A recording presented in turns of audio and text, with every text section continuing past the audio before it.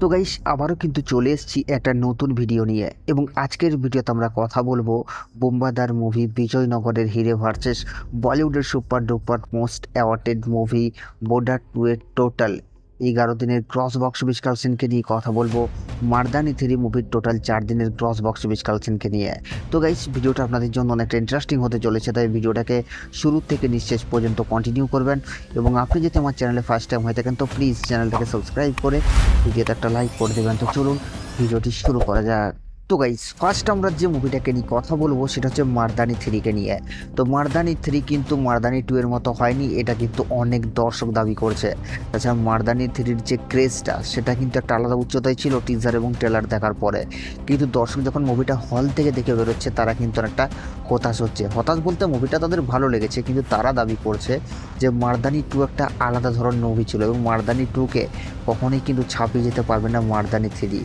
তো গাইস যদিও মার্দানি 3-তে আবারও কিন্তু শিবানী এবং শিবাজির কামব্যাক হয়ে গেছে, তো সেই জায়গাতে দাঁড়িয়েও দর্শকের কিন্তু অনেকটাই খারাপ লেগেছে মার্দানি 2 এর তুলনায় মার্দানি 3। তো গাইস আপনাদেরকে জানিয়ে দিই এই মার্দানি 3 তার অলরেডি 4 দিন কমপ্লিট করে ফেলেছে। ডে 4-এ এসে মুভিটা বক্স অফিস কালেকশন করেছে 2,15,00,000 টাকার মতো এবং টোটাল মুভিটা 4 দিনে world wide box office collection করেছে 32,64,00,000 টাকা। তো গাইস এই মুভিটার বক্স অফিস কালেকশন নিয়ে আপনাদের কি মতামত আপনারা নিচের কমেন্টে অবশ্যই জানাবেন। তো সেকেন্ড আমরা যে মুভিটাকে নিয়ে কথা বলবো সেটা হচ্ছে বর্ডার 2কে নিয়ে। তো বর্ডার 2 তো ভাই ইতিমধ্যেই এখনও পর্যন্ত বাংলা সহ world wide box office collection একটা আগুন ধরিয়ে দিয়েছে এবং যে হারে মুভিটা বক্স অফিস কালেকশন করছে সেটাকে নিয়ে আপনাদেরকে নতুন করে বলার কিছু নেই, কারণ আপনারা হয়তো জেনেই গেছেন যে বর্ডার 2-র ক্রেজ এখন কোন লেভেলে পৌঁছেছে। তাছাড়া মুভিটাকে এত নেগেটিভ রিভিউ দেওয়ার পরও মুভিটা কিন্তু তার জায়গায় অটুট রয়েছে এবং যে হারে মুভিটা বক্স অফিস কালেকশন করছে সেটার প্রশংসা তো ভাই করতেই হবে। তাছাড়া বর্ডার 2-এর যে স্টোরি প্রেজেন্টেশন সেটার তো প্রশংসা না করলেই নয়, কারণ একটা অ্যাক্টরকে যেভাবে স্পেস দিয়ে তাদের যে ব্যাকগ্রাউন্ডের স্টোরিটা দেখিয়েছে সেটা কিন্তু এক কথায় আমার দারুণ লেগেছে। তো দেখা যাক, অলরেডি বর্ডার 2-এর যে মেকার্স তারা তো বর্ডার 3-র অ্যানাউন্সমেন্টও করে দিয়েছে বর্ডার 2-এর সাকসেস দেখে। তো দেখা যাক কী হয়। তো গাইস আপনাদেরকে জানিয়ে দিই বর্ডার 2 তার অলরেডি 11 দিন কমপ্লিট করে ফেলেছে। ডে 11তে সে মুভিটা বক্স অফিস কালেকশন করেছে 5,80,00,000 টাকার মতো এবং টোটাল মুভিটা 11 দিনে world wide box office collection করেছে 387,34,00,000 টাকা। তো গাইস এই মুভিটার বক্স অফিস কালেকশন নিয়ে আপনাদের কি মতামত কমেন্টে অবশ্যই জানাবেন। এবং 3 নম্বরে আমরা যে মুভিটাকে নিয়ে কথা বলবো সেটা হচ্ছে বোম্বাদার মুভি বিজয়নগরের হিরে।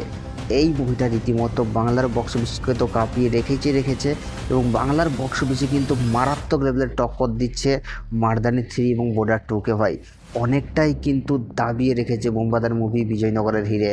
এবং আমরা দেখতাম যে দেবদা অনেক সময় সাউথ বা বলিউড মুভির সাথে লড়াই করে, কিন্তু এখন বোম্বাদাও ভাই মানে কি বলবো জোর কদমে টক্কর দিচ্ছে, মানে এগুলো আলাদাই খেলা দেখাচ্ছে বাংলার বক্স অফিসে।